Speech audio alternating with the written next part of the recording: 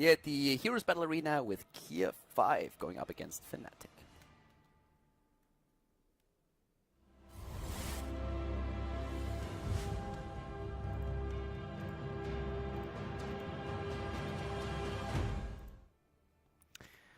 Alright, so we have our next game actually starting, or at least draft starts, and right now we're having Kiev6 with a ban on Sonya immediately in our second game. Fnatic is again in the lead, and these guys are absolutely scary right now. We have Fnatic in a 1-0 situation. If they take it on Infernal Shrines, and Kiev6, well, it's not out of the tournament, it's a round-robin system with 8 teams. But Fnatic will be 2-1, and they ban Abathur out here. Okay, so I'm a little bit curious to see how Kiev6 is going to draft this time. We saw them with the Vikings on Sky Temple, and usually they prefer to play Vikings on a lot of these maps. Especially on Infernal Shrines, it's a great hero for them that they've been playing over and over and over. But right now, it didn't really work out for them in the last map, and if Fnatic drafts again with a Falstad and maybe a Brightwing, then we could see a very similar scenario here. It was just the mobility on these heroes. It was tricky for Kiev6 to deal with. So now we have Fnatic with a ban on Abathur. They can go into any kind of like Jaina Tyrande combo that they want to. So one of these heroes is most likely going to be picked now. They picked Tyrael in the last game, which really helped them a lot during these fights, but there is the Jaina that we were already expecting, especially, of course, since Kel'Thas has been the first choice on the side of Kiev6. So Fnatic needs to make sure that they're going to get... I guess you can play a lot here. You can even play with an Uther if you wanted to. Like, they can go into a... The meta right now is, like, so versatile that there's so much that you can attempt to do. So we can't really speculate too much what they're going to do. They have so many options. They can play an Uther if they want to go into a potential melee assassin. They can go in a Tyrande if they want to have like these burst potentials. A Muradin would serve a very similar purpose. The Tacita gives you sustain already and takes it away from the opponent's team. You can get away with so many different combinations right now, especially if you have a bit of a feeling of what your opponent is going to try and do. And Fnatic has been showcasing that in so many of their games. We have Kiev6 now with their next double pick here before we head into the bans. But that Tacita together with the Jaina, it's really more of a sustain thing than anything else. Try to stay alive in these fights even more. Kala's Embrace as the Talon level 7 and then preloading these shields really helps. And you can also use it, of course, for your structures. And against the Punisher, that isn't really too bad. We have even seen maps where players have chosen the level 1 talent, which gives you an increased shield on structures, and that can be so powerful if you combo that with the rest of your shield talents. Uther and Tyrael, the choices for Kiev6, and that means they also like keep that potential of heading into an additional melee assassin a little bit later down the road. Fnatic, on the other hand, is currently, well, what are they going to ban out with their first ban here? Maybe one of the melee assassins. There might be one of the heroes like a Kerrigan that they're a little bit, I want to say afraid of, but that they have a lot of respect for. We have, of course, with Infernal Shrines a map where it's really important to make sure that on these shrine fights you don't suddenly get like double stunned or anything. And Kerrigan with that combo can be quite scary there. It's one of the options that Kiev6 has for sure. If they want to play with that Uther, they could also try and add a Muradin at the front line. But at this point I suspect Fnatic is going to take that. And as expected, the ban on Kerrigan. It makes a lot of sense to do that. Kiev6, I would ban out a Tyrande, I have to admit. I mean, that Muradin is a threat, but then again, Tyrande with that extra damage, Jaina in position. I would be a bit afraid of that if I was in their shoes, so I might ban out the Tyrande here, me personally. Muradin could be a good ban too. Besides that, I'm still thinking about what else they could try and take away from their opponents. I suppose you could try and take a bit of damage away, but I really feel like the two heroes that I mentioned are the most important ones to really control here. And either way, Fnatic is going to get the chance to at least pick one of these up, so they will have that opportunity. Kiev6 is actually like taking a long time to really go into one of these bans, so they're taking their sweet time to react to this. And, they really run down the clock right now, don't they? I mean, usually you would say, it's a Falstad. Wow, they really must respect that Falstad after the last game. Yeah, Fnatic would have picked him. I'm pretty sure Fnatic would have picked him, but taking that Falstad away instead of a Muradin or a Tyrande is an interesting choice. Didn't really see that coming. I didn't expect that they respected Falstad this much. Yes, that Mighty Gust was annoying, and he played a great part here. Then again, Fnatic played the hero a lot recently, so yeah, taking it away, they're trying to screw a bit with Fnatic's setup, but it's not the ban that I was expecting. So let's see if Fnatic takes the opportunity to take Muradin and or Tyrande. I think one of the heroes will at least be picked by them. And if it's only Muradin, but a Tyrande could really add a lot here now too. If you pick a, like, that's the question again. If you pick a Tyrande, then it's definitely obvious that they're not going to go into an additional support. They have Tassadar Tyrande, that would be great. They can play that Tassadar solo. We've seen a few teams do that. They go for the Vikings. Wow, look at that. They're basically just saying, right boys, let's go. We're going to show you how it's done. That is a nice twist here at the Heroes Battle Arena. And I am super excited for this. We have some pretty cool games here, and at that point, again, a pretty big shout out to our two sponsors, G2A and of course also Twitch, for making this entire setup here possible. That's going to be a very sick one. There's the Tyrande as well, and that leaves us in need of a tank, and who could fill that role better than a Muradin? Maybe an ETC. So Kiev6, are they going to pick the Muradin? Are they going to pick the ETC? Are we going to see something completely different? Traditional start for them would maybe even be to add another damage healer plus a tank, which would be what you could expect here. Maybe they have a bit of a twist.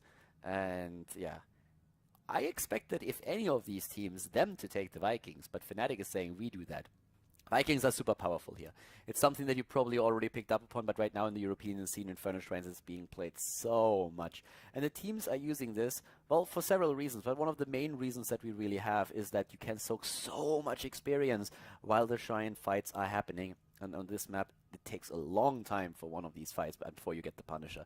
So that's what the teams are currently trying to aim for, of course, to use that time that is kind of, not wasted, but like spent at the Shrines to soak on the other lanes.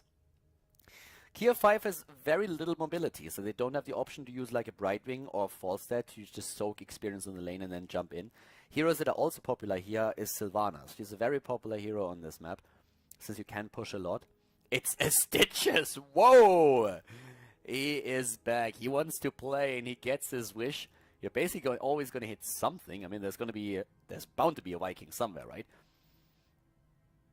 Yeah, Stitches and the stun on Uther. I'm not sure how much that really works for them. I suppose that Leori could try and go into the backline against Jaina and Tyrande, but yeah, that's a very peculiar setup that we have here for them. I'm really curious to see if that works out. And the ETC as expected for Fnatic. So they play with ETC, they get him again.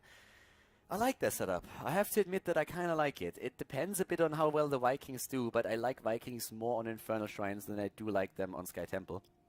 Especially since there's a huge difference in how the setups work. Keep in mind, in the last map we had two very mobile heroes with global presence on the side of Fnatic when the Vikings were played by Kiev6. Now Fnatic plays the Vikings, but there's nobody with global presence on the side of Kiev6. So counter-soaking these lanes is going to be incredibly difficult.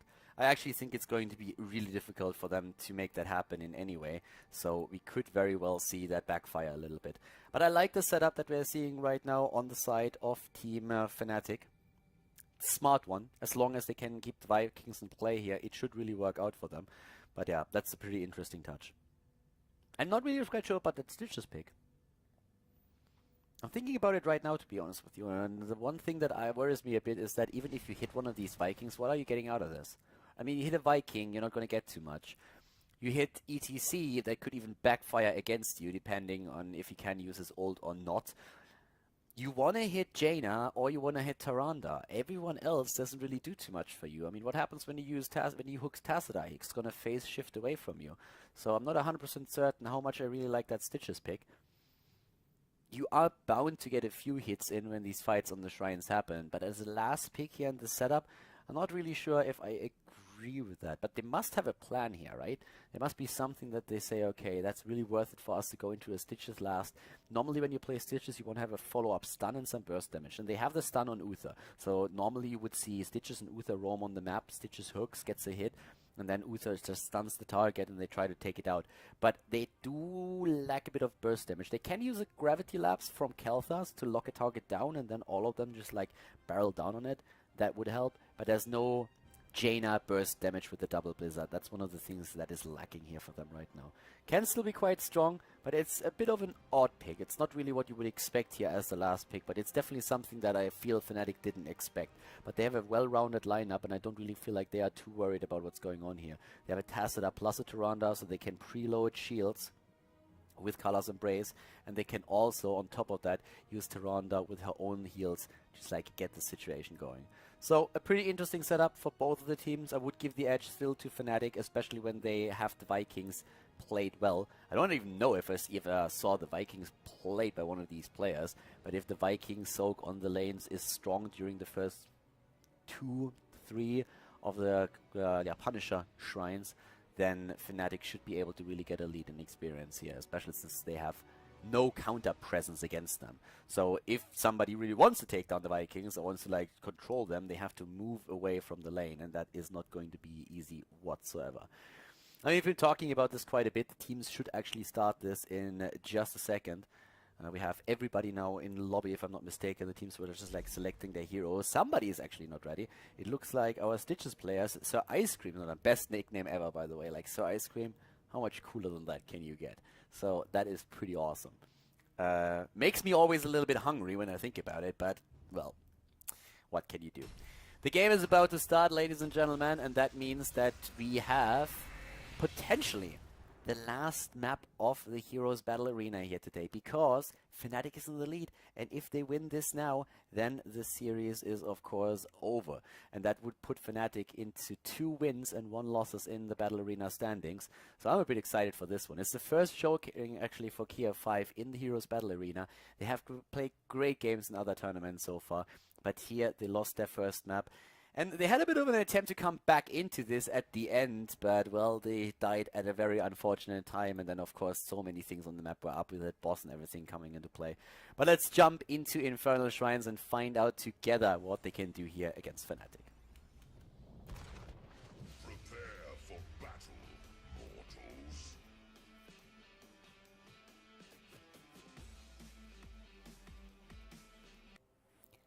Game on! Fnatic with a 1-0 lead against Kiev6, and we are on map number 2, Infernal Shrines, in the best of 3 series here at the Heroes Battle Arena. To the left side of the map, ETC, played by Breeze. We have Mane again on Jaina, one of his most favorite heroes.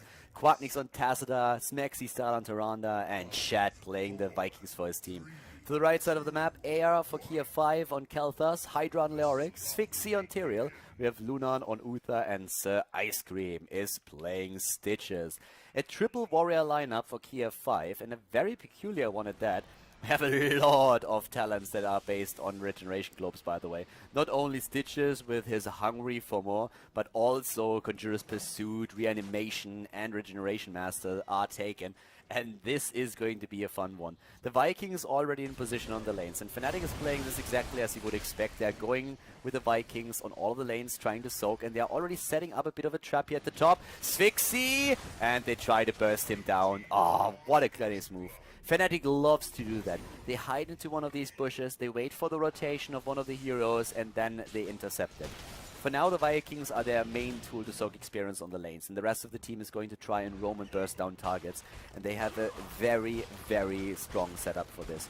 As long as they keep the Vikings alive, they can do just so much in these fights. It's much better for them to play the Vikings now than it was for Kiev6 in the last game. The reason is actually pretty easily explained. There's no false stat, and we also don't see Brightling. So this global presence that Fnatic was using in the last game to counteract the experience soak of the Vikings is not available to Kiev6. They can only roam away. And the whole idea of playing Vikings on a map like Infernal Shrines is to use the time at the shrine fights to soak experience and get a huge lead in experience. And because Blizzard changed the map a bit, and which resulted in the shrine fights taking even longer, we are now in a situation where the Vikings can really, really get you far ahead in such a game. Already shattered the bot lane. Wow, that's commitment. Poor Eric bursted down here. He didn't stand a chance. But up at the top lane, we have the first shrine actually about to be alive. Mid lane. Oh, Shat is losing the second one. That's exactly what they need to do. Take those down. It looks like they actually let the first Punisher go. We have them moving in with an attempt to burst a few of these structures down. ETC dashes in. Sphyxie is soaking experience at the top. They currently are actually ahead slightly, just ever so slightly, in experience, and hit the level 4 talent a bit faster. Wow! Nice attempt. Look at Quacknix dodging the gravity labs and the hook. Well played here. Breeze goes in and they take Kel'Thas down. Great move here. Fnatic again with a perfect execution of this play, and they have the Vikings back on lanes for the soak. Shad with Balog in the mid lane. Down to the bottom, we see Eric. He's going to go for his Mercenary Lord, and up at the top, damage against Sphyxy and Lunan. Both of them surviving, at least for now. But it's still a nice fight here. A slight lead in minions on the side of tier 5. But look at the experience bar. Look how fast Fnatic is starting to take that lead here. And Breeze and his boys are still fighting up at the top, and they're doing a great job at it. Oh, but maybe ETC's time's over. He gets healed, gets hooked, and he dies. I think he would actually have survived without that hook that we saw from Sir Ice Cream, since that shield really helped him out there. Mental acuity for Tassadar. Vision so important on the map. Game is paused. It's actually like great timing for a pause. I really like it because now we can talk about a few things that are super important here. Look at these talents. We're talking about double amplified healing on Tyrael and on Stitches. And keep in mind that they're playing a triple warrior setup. This is such a sustainable lineup that they have right now. They are trying to just create space for Kel'Thas in these fights. And Kel'Thas is actually one of the heroes that got taken out because we have perfect coordination for Fnatic, and they're jumping into the backline, eliminating Kel'Thas, and therefore a lot of the damage.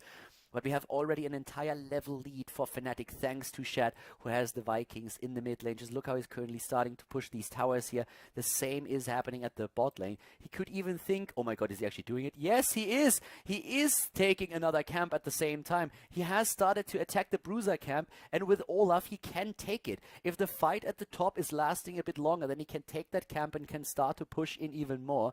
And of course, what Fnatic would like to do is also take the Punisher here. But even if they lose the first one, it's not going to be the end of the day for them. It's going to be straight all right. We have the game continuing, and we are seeing, of course, also Pierce taken, which is actually a very interesting talent. Pierce is something that I didn't really expect as a level 4 talent on Tyrande. If you go into level 1 and level 16 talent, then yeah, Pierce can be great. But right now, it's a bit of an odd move to use Pierce on a map where you don't really channel anything. This is not Blackheart's Bay or Cursed Hollow, when you're trying to channel tributes and the turn-ins. So Pierce is most likely just going to be a means to, yeah, get a bit more of damage in, but it's still a bit of a curious one. I thought they would go into more defensive talents, but considering that they have a Tassadar plus a Tyrande, they seem to be alright with this. Shad, unfortunately for him, well, he actually took the camp, and it nearly took down a tower, but he is losing. Yeah, he's gonna lose Olaf here. Olaf is down. Hashtag worth it. We still have Shad down to the bot lane with more Vikings. Rotations are happening. Balog is about to die. Shad is losing a few of the Vikings here, but then again, we're seeing huge commitments by Kiev6 to take these guys down. For now, we are having, well, Kala's Embrace taken, as expected. Frostbitten, let's just keep rocking. Spin to win, and Lunar Blaze. And of course, with that early talent on level 7, we have them in a very solid spot. By the way, that Punisher didn't really do anything, so that's another thing that we should probably point out there. Shad at the bot lane loses another one of the Vikings. That starts really to add up, but still, it's nearly an entire level lead that we see for Fnatic thanks to the soaking. And we have, of course, the Vikings moving back to the lanes the entire time. He's doing a very good job with this. Shad is playing this well, he's doing whatever he can, and he's losing his heroes mostly because the opponent is willing to commit 2 or 3 heroes to chase down a single Viking. So that creates a lot of space on the map, and the rest of the team is grateful for it. We see, though, still on level 7 now, Cleanse taken, we have Battle Momentum, there's also Fission Bomb. Whole idea is here to reach level 13, where Kel'Thas has one of his major power spikes. Tenderizer to make it a little bit more difficult for heroes to jump away. And we have another fight, nice gravity lapse here, Lunan. He shifts away, no problem for him. But down to the bot lane, again the Vikings, the hook only hitting one of the Khazra camp. Shad is soaking experience on 2 lanes already for his team, and everybody else will focus on the shrine that was just announced on the map. There's no level 10 available yet to Fnatic, and we are seeing also a nice rotation to the top by Tyrael to just like take down Olaf. He's not going to get the kill, but he will still take the presence on lane and some experience. The thing is, though, that he's also now missing on the shrine, and we have Fnatic starting to take these minions, and apparently Kiev6 is fine with it, which is a bit surprising. No, they start to rotate over now, and Tyrael is leaving the top lane as well. That would have been a bit surprising for them to just simply give up the Punisher. As long as Fnatic is not level 10, they can still fight here. The issue is that Fnatic is soon going to be level 10, and then we're talking about a completely different ball game. Vikings everywhere, so it's a 4 versus 5 here in the mid lane, but Fnatic has a slight surplus in minions, and level 10 is going to give them a massive lead in this battle, and they hit level 10 any second now. Here it comes. We have already Mosh Pit, Ring of Frost, Force Wall, well, Shadow Stalk, and the Longbow taken. And of course, Kiev6 has to move back. This is going to be a Punisher for Fnatic, and they're in a great spot here. Wow, they even tried to steal the camp away that AR and Zaiski were trying to take here. That was a bit ballsy by them. So, yep, this is another great camp to be taken. Top lane, this is where Olaf has to be careful. Shed actually is taking the hits like a man. Olaf, you should move away there. I know you have a shield, but it's not that strong. Yeah, Punisher is moving down to the bot lane. Lunan actually dropping out of the game here. So they have apparently some internet problems, some connection problems. But yeah, that's not the only problem that they have. They are still half a level behind level 10. And look at this major push in the mid lane. The setup for Fnatic here is really smart. They have at the bot lane currently just one Punisher moving in together with Shed. Shed soaks the experience. The Punisher jumps in and is trying to do some damage. At the top lane, we're seeing Shed doing the exact same thing. He's waiting at the wall. The towers are going to do most of the work. And we're having also the entire wave here. So that's extra experience that he's going to soak really soon. So still the split with the Vikings on 3 lanes. The Viking in the mid lane is not going to do too much work, at least he's not supposed to. Like, the job for Shed in the mid lane is just like to keep this Viking there, so once the rest of the team moves away, he can take over the experience soak. So we have Menes, Mexisal, Breeze and Quacknick starting to push the mid lane, and that forces Kiev6 to react and send a few heroes into the middle. They need to send heroes down to the bot lane to deal with the Punisher, and at the same time, they also need to somehow keep experience up at the top, and that's going to be the most important part, or the most dangerous part, because that allows, or that puts them into a spot where they spread themselves out very thin. When it comes to damage as well, like this setup that we are seeing here can burst down a target super fast. If you get a good stun off from, let's say, Smexy style, or Breeze hits one of his own heroics, uses the Mosh Pit here, or even a Power Slide, Mane can dish out so much damage with a good Ring of Frost and a Blizzard, and the Cone of Cold. If you hit the entire arsenal of spells that you have with that Jaina immediately, then you can burst down nearly any hero on the map, especially if Smexy style moved in first with that trait of his for the extra damage. So right now, when it comes to the damage distribution, you can already see that we have Tassadar and Jaina currently the ones who are really leading the charge here. Kel'Thas, of course, eventually should be able to at least get the same amount of damage in once that he has his level 13 talent. But at this point, we're not even talking level 13 talents. We're talking level 10 right now for them. That will help them, but it's still a problem for them to really make these triple warriors shine that they're using now, especially since their Stitches hooks are usually not met by that lockdown that you would like to have with the Stitches combo. But at least Tenderizer helps to keep a target close, and Uther can also stun it out with damage and also the potential gravity lapse. We still have a few things that they can utilize. I mean, in theory, this setup is just going to be so strong later on in the game that you have a lot of sustain that you can use to dive Fnatic's backline. And that is what they're going to try and do, but it's still not going to be easy for them. So the game is going perfect timing for us, of course. So now, oh, the Force Wall! Oh, Lunan moves away. Yeah, trying to farm Lunan here. That didn't work. Look at that level 11 already. 1.5 levels ahead. 2 kills against 2.5. The Viking soak is just so good. It's one of the reasons why the Vikings are just so incredibly good on this lane. So they push the mid lane a bit. Up at the top, Tyrael is trying to push Olaf back, and he is so far successful. Takes maybe one of the towers even. But the bot lane fort is going to fall. And as already announced earlier, the job of Balog in the mid lane is just to take over experience once the rest of the team is leaving. Sanctification has been chosen now for Tyrael. We have also on the part of them... Well, Sanctification is actually going to be great for them, because they need to make sure that they just somehow negate that Ring of Frost, Blizzard, Cone of Cold damage with a Tyrande. And if Tyrael is jumping in time, they can really try and just get that through. It would be great. Well, Punisher has just now been defeated, and that's actually an issue for Kiev6. The problem that they have is that by the time we see the next temple up, or the next shrine up, it could be level 13 already for Fnatic, and that's of course what they're waiting for now. Breeze is a little bit far out, but still has his, he has his talents ready. His abilities are off cooldown, so he just slides away, and Mane covers the retreat with a good Blizzard here. In the mid lane, Shat taking position again. Bot lane, he's pressuring this one hard. And they are getting farther and farther ahead in experience, which is also going to mean that they have level 13 for the next temple active. And there is no way that with the next shrine we're going to see Kiev6 on level 13 as well. They even steal the camp away now. Can they? Yeah, oh my god. That damage here. The kill against Leoric, I mean, he's going to be back soon. but they take the camp. They have the level 13 talents now, where we're seeing groupies again for Breeze. We have the Frost, or the Ice Block is overflowing light as the talent Tyrande, and the Temple or the Shrine has just been announced. I mean, this is going to be another fort that falls before that is even going to become an issue. But now we have another potential kill, not quite, but it's just an incredible position that Fnatic is in. They don't even care about it. They're like, yeah, well, we don't give a shit.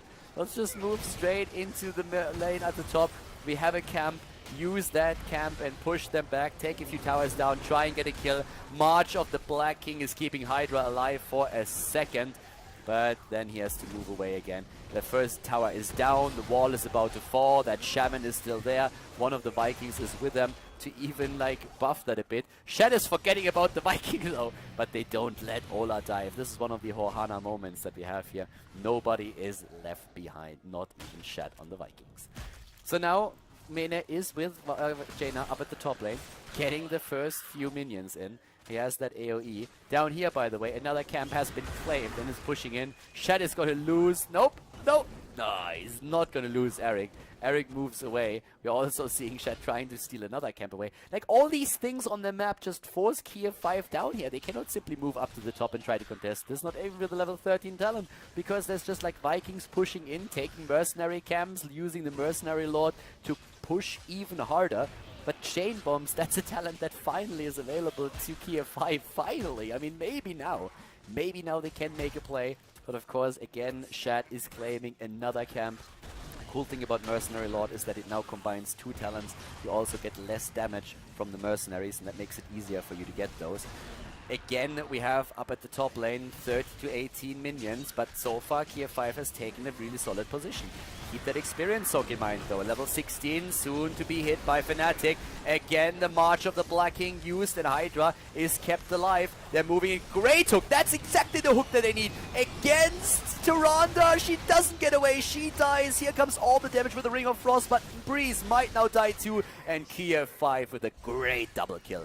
Even the level 16 talents that hit in the last second did not help them. Two of the heroes haven't even picked the talent yet.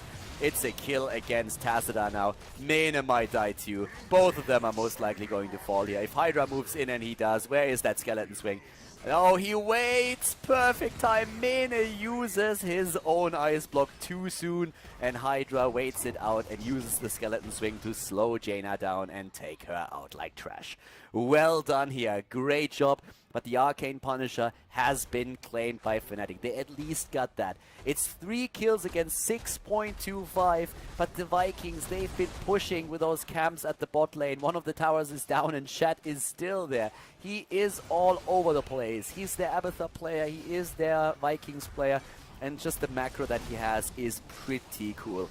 So we have everybody else, well, trying to take down the Punisher at the top lane. But at least they're getting close at level 16. The incredible thing, of course, is that they still are behind in experience. They don't even have the 16 talents. This Viking soak is out of this world, and it's one of the reasons why against the Vikings, the Falstad or Brightwing are at least going to help you. We also see now the Ranger taken as level 16, a great talent to combo off with Pierce on level 4 for Tyrande. So a nice synergy between the talents. Speed Metal is extremely popular when it comes to the damage. Oh, there we have, or when it comes like to the attack speed. Well, it doesn't really give you attack speed, it gives you like speed with which you can attack and move in. Hydra dies, and Leoric is of course now dead. That means we have Fishing Hook taken, we have also Benediction. So maybe a bit of a potential to go for a comeback here. Double Drain Hope talents on level 13 and 16, so Crushing Hope and the Unyielding Despair. It's only, well, it is a single warrior setup. But yeah, it's definitely something that they can now try to use to get a bit more damage in thanks to this hero as well. The Auric is going to try and provide that whenever he can. So it's 6... there's a hook against Tassadar though, and he phase shifts away, and they claim now also, just in the last second, that camp. Tyrael was jumping in with a Holy Ground. They didn't get this one. Oh, potential kill against Tassadar. Quacknix! Oh, that Prescience. It saves him for now. Prescience is triggered and saves him. And guess what Shed's doing? Hell yeah, he's pushing the lanes. Who would have thought? He's at the top lane with Olaf. He's at the bot lane, like he is everywhere. Just that slingshot bastard down here. Oh, Eric, always ready with that slingshot, hitting those, yeah, well, hitting all of those minions, and he is doing incredible work. 2-level lead, but it's at least even talents. And that is the part where, I mean, now Kiev6 have to fight. They have to really say, all right, boys, this is our moment. We have to fight right now. If we don't do that now and they hit 20, then we are in trouble. And they're starting to move in. They know where Breeze is. They need to make sure that he doesn't get that mosh pit off. At least not a good one. He jumps in already. Putrid Bile used by Stitches. They go for the hook, but they can't really do too much here. Putrid Bile is now in cooldown, and Fnatic moved in for that shrine. The Vikings leaving their position. They want to go for the longboat, and that means that the top camp is like pushing alone. Yeah, but this is like a fight that they really want to win. The Vikings for the first time really with them and committing completely. So now we have Shad eating a lot of damage thanks to the chain bomb. AR is doing what he can here. Again, the stun against Hydra. He dies while he is using the March of the Black King. He's trying to be back as fast as he can, but now they are playing a 4 versus 5 in this fight, and this is making things a bit more difficult. The Vikings about to explode here. A lot of damage already spread. Viking is not the best hero against Kiev6. Here comes also the Phoenix, and the Force Wall is trapping them. Was actually theirs. And longboat in play. The longboat flank is active. Leoric is going to be back any second right now. And Fnatic is starting to lose some of the HP here. Breeze is in trouble. He still hasn't used his mosh pit. He's going in. Is he going to use it? No, he's not. He might die. He might fall. He is going to fall. He's not. Mena. Oh, the bomb takes him down. ETC is falling. They get the kill, and this might be another Punisher for Kiev6. They move in with the damage, but the Ice Cream, he's so low. Well, he's not, he's dead. And Sphyxy is about to die now too. So close to a Punisher for both of the teams now. But it's the Red team that gets the Punisher. Kiev6 dies now too. What a slaughter.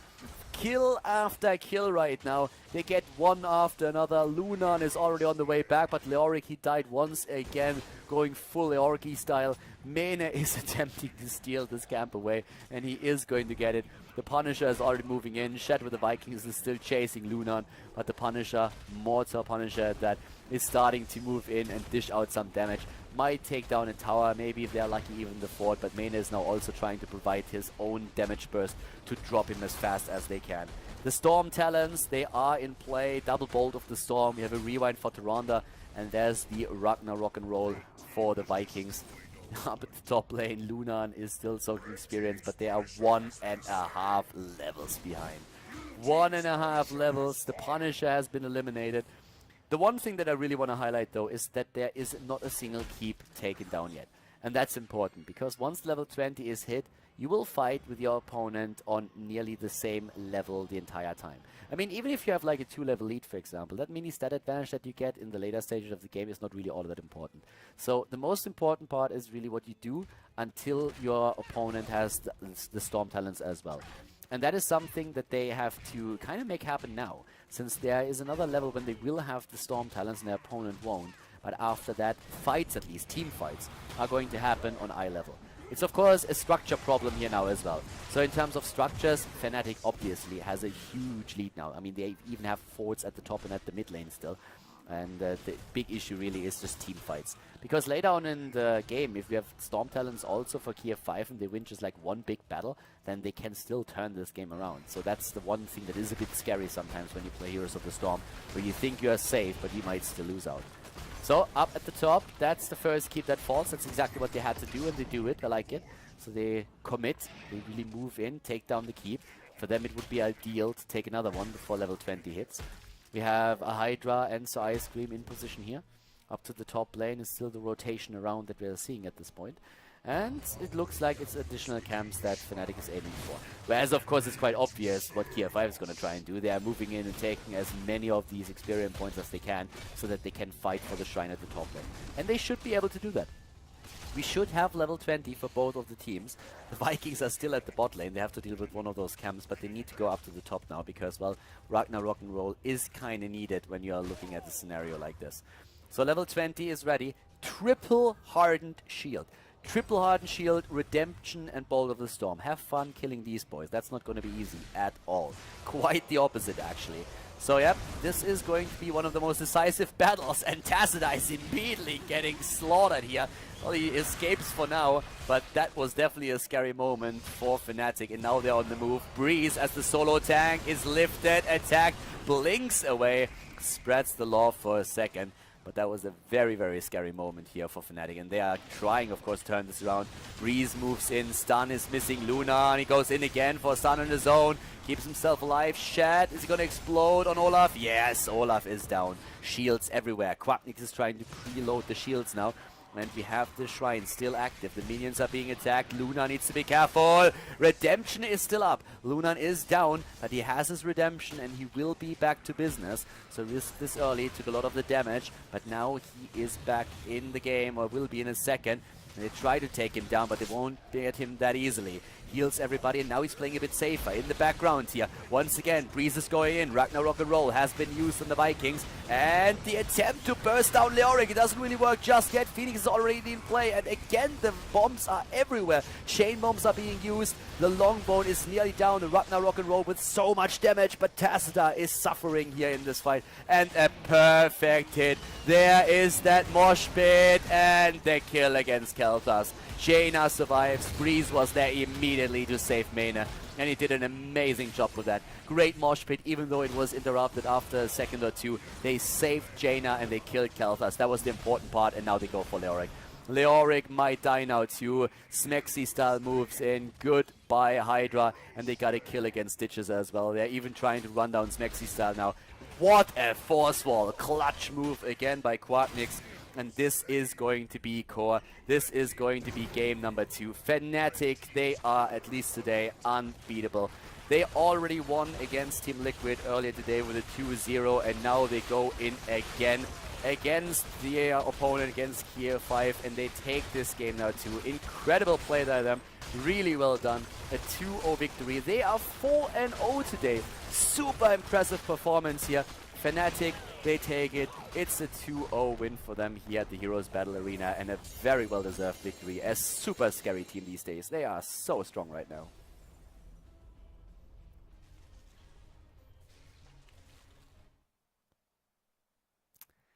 Fnatic, I mean, there's very little more to say. They are super scary at this point, and a great, great play from their side once again. So yeah, congratulations, of course, to Fnatic for this 2-0 victory. They're 2-1 right now in the Heroes Battle Arena. Big shout out also to our sponsors, G2A and Twitch, for making all of this happen. So yeah, thank you very much for watching this. Another best of 3 series at the Heroes Battle Arena, and a very incredible play from Fnatic, and they are definitely one of the main teams to watch right now here at the Battle Arena.